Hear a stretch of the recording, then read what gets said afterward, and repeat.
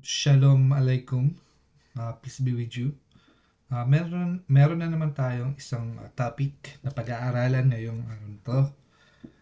Ito ay tungkol dito sa Isaiah 53. So sa Isaiah 53, kasi yung mga Kristiyano, sinasabi nila na si Jesus daw tong tao na to, yung sugatan na tao dito.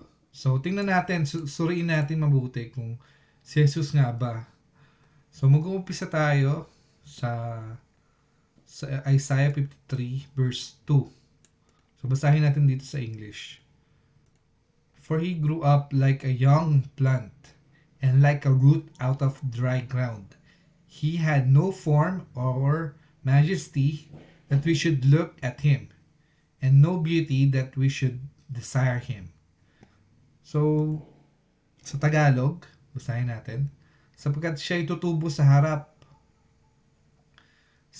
niya na parang murang halaman at parang ugat na mula sa tuyong lupa. Siya'y walang anyo ni kagandahan at pagka ating nakita siya ay walang kagandahan na ating ikalulugod sa kanya. So, kung si Jesus ang inihahalin tulad sa isang halaman, di ba? Ito, parang siyang murang halaman. So, kung si Jesus yan, dapat tulad sa halamang tinanim sa tabi ng batis o kaya may tubig sa tabi, gaya ng inilalarawan ng kasulatan sa isang taong pinagpala. Ito kasi, sabi dito, parang halaman at parang ugat na mula sa tuyong lupa. Tuyong lupa. So kung si Jesus yan, dapat maraming tubig. Nakatanim siya tapos maraming tubig. So katulad sa sinasabi dito sa Awit 1 verse 3, siya'y magiging parang punong kahoy na itananim sa tabi ng mga agos ng tubig. Agos ng tubig, tabi ng agos ng tubig, na namumunga sa kanyang kapanahunan. So kung halaman na ito ay nakatanim sa tabi ng mga agos ng tubig, namumunga yon sa kapanahunan. At patuloy natin. At ang kanyang dahon ay hindi nalalanta. At ang lahat na yang ginagawa ay nagtatagumpay. Napaka-clear dito. So, isa pang talata sa Jeremias 17:7-8. Mapaalad ang taong tumiwala sa Panginoon at ang Panginoon ang kanyang tiwala, sapagkat siya'y magiging parang punong kahoy na itananim sa tabi ng tubig. Sa tabi ng tubig. Na naglalabas ng kanyang mga ugat sa tabi ng batis. Sa makatuwid, ang pinagpala, yung halaman at tinanim sa tabi ng tubig. Hindi katulad dito sa halaman na mula sa tuyong lupa. Mula sa tuyong lupa si Jesus? Ganun ba yon? So, dapat nakatanim siya sa tabi ng tubig. So, isa pa. Dito sa Isaiah 53:4. So, basahin natin, Tagalog. Tunay na kaniyang dinala ang ating mga karamdaman at pinasan ang ating mga kahirapan. Gayon may inakala natin siya'y hinampas, sinaktan ng Diyos at pinahirapan. So ito na yung sinasabi nila na si Jesus to kasi pinahirapan nga naman at sinaktan ng Diyos. So tingnan natin kung sino ba talagang sinaktan ng Diyos. Inilarawan sa Isaiah 53:4 ang Israel, ang lingkod ng Diyos na nagdadala ng pagdurusa na maling inakala ng mga bansa na parusa mula sa Diyos.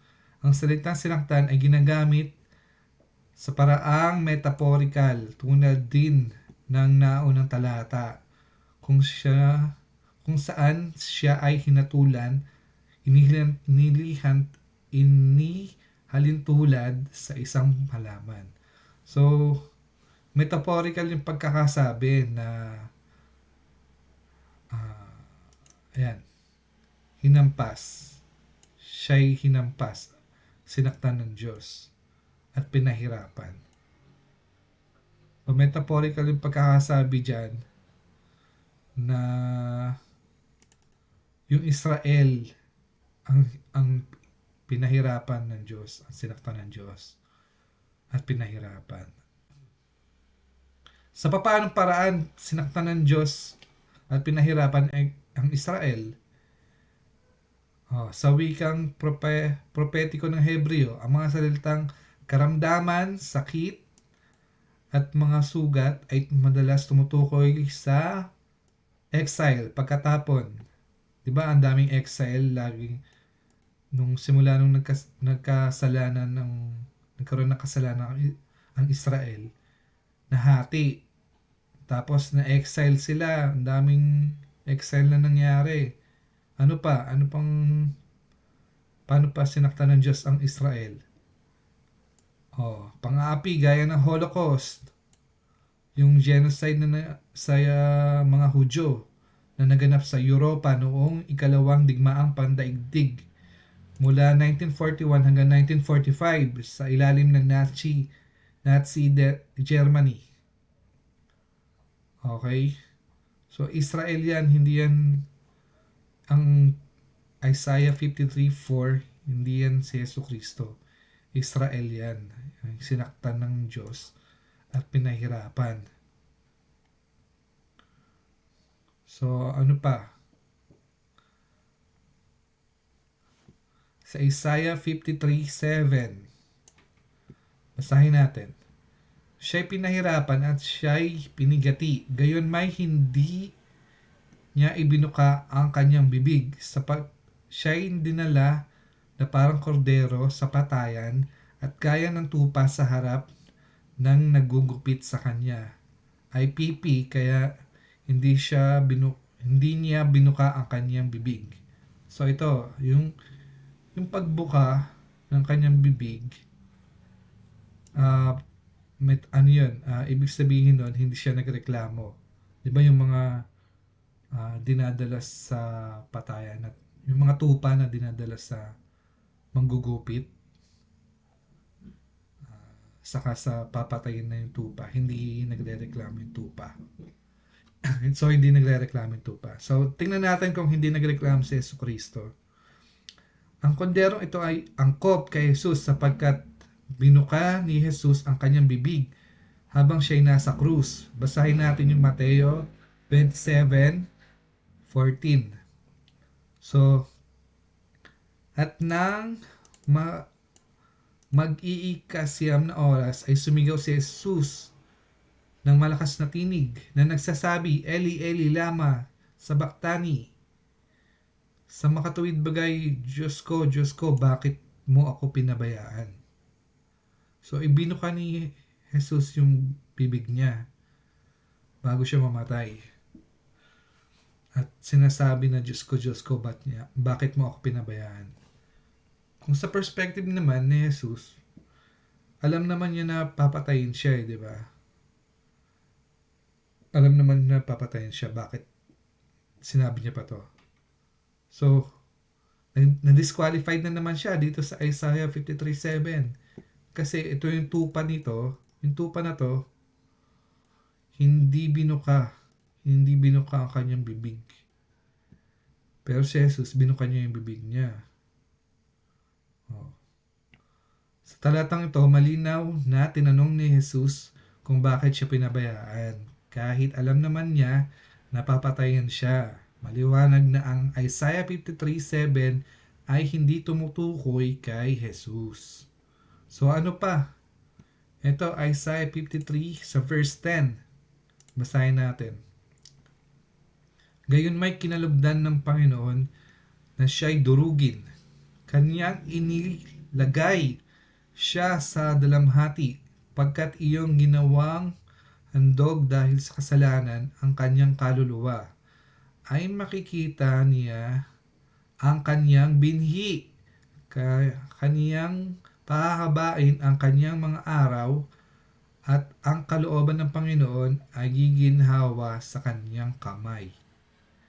So sinasabi sa Isaiah 53:10 na makikita ang kanyang binhi, na ibig sabihin pagkatapos ng pagdurusa, mabubuhay siya at makikita kanya ang mga supling o mga anak. Pero si Jesus, wala siyang asawa at walang anak, kaya't hindi maaaring iangkop sa kanya ang pananalitang ito. Mas angkop ito sa Israel, sapagkat bagamat nagdusa ang bansa, nagtuloy ito sa pamamagitan ng mga susunod na salinlahi. So, sinasabi kasi dito sa Isaiah 53:10, yung mga binhi, di ba? Asan na yung binhi? Ito, kanyang makikita ang kanyang binhi, kanyang pahahabain ng kanyang mga araw, namatay agad. Walang anak. So, hindi siya to. Hindi si Jesus to.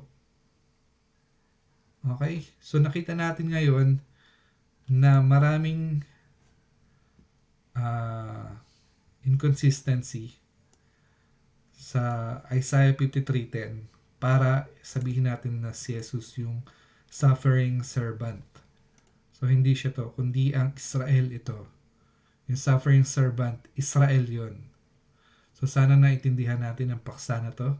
Maraming salamat. Kapayapaan lagi ang sumain nyo. At pagpalain kayo ni Hashem.